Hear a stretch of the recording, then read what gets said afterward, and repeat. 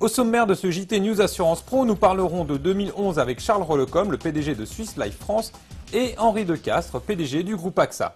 Bonjour à toutes et à tous et bienvenue dans cette nouvelle édition du JT News Assurance. À l'occasion d'un forum sur la longévité qu'AXA organisé lundi dernier, nous avons pu rencontrer Henri Decastre et lui demander de nous définir les tendances de ce premier trimestre 2011 pour le groupe. Les tendances, elles sont dans la ligne de ce que nous avons dit à notre réunion de résultats. Ce que nous cherchons à faire au niveau du groupe, c'est à développer nos activités de façon sélective dans les pays mûrs. C'est-à-dire qu'il y a des lignes de produits sur lesquelles il y a de la croissance, enfin une croissance significative, santé, protection. Il y a des lignes de produits sur lesquelles les marges sont moins satisfaisantes et sur lesquelles nous ne poussons pas les feux, certains segments de l'épargne.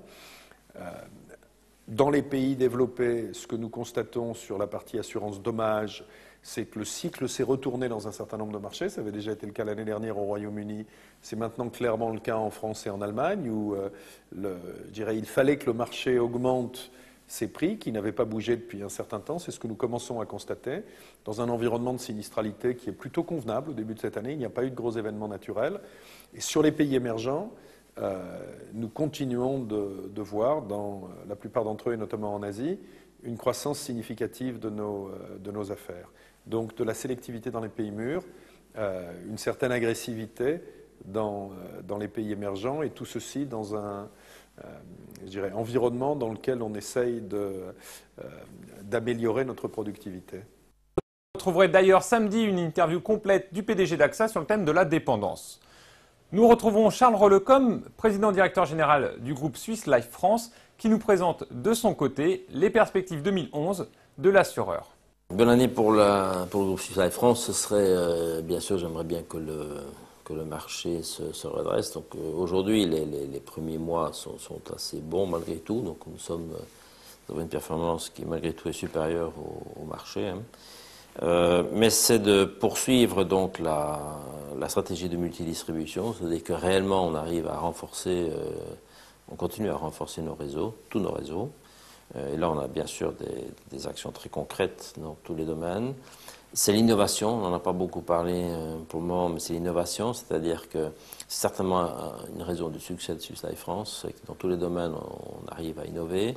La maîtrise des coûts, on va essayer de garder le même cap qu'on a eu en 2010, c'est-à-dire continuer la mise en place de la transversalité, donc encore mieux, je dirais, travailler nos processus également, donc faire mieux avec le même, je dirais, les mêmes personnes. Quand je dis les mêmes personnes, en fait, on engage chaque année des nouvelles forces aussi de travail, puisque nous avons des personnes qui partent à la retraite avec beaucoup de savoir-faire, et donc il faut les remplacer. Donc rien que cela, c'est déjà un challenge. Et alors, on parlait un peu des défis économiques, financiers et fiscaux. Ça reste un environnement dans lequel on doit travailler. Donc, il faut qu'on arrive à naviguer à l'intérieur de ces défis. Enfin, l'ENA SIFPA s'installe sur les réseaux sociaux et particulièrement sur le réseau Assurebook en partenariat avec News Assurance. Pour en parler, nous avons interviewé Isabelle Delignyville, la directrice de la communication de l'école. L'ENA et l'IFPAS ont fait une rentrée sur les réseaux sociaux, en particulier sur deux réseaux, donc Facebook et Assurebook.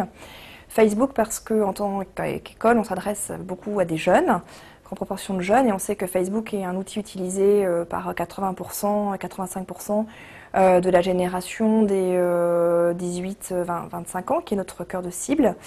Pour une petite anecdote, donc on était sur un salon post-bac, donc des jeunes de 16-18 ans, à qui on demande de remplir une fiche, où on leur demande notamment leur adresse mail.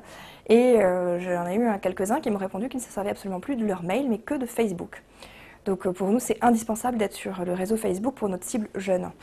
On a aussi donc ouvert un partenariat avec News Assurance sur leur réseau social Assurebook, puisqu'on a décidé donc d'être présent sur un réseau social professionnel, pour notamment notre communauté d'anciens, animer notre communauté d'anciens, mais aussi parce qu'on a un grand nombre de personnes qui viennent se former chez nous.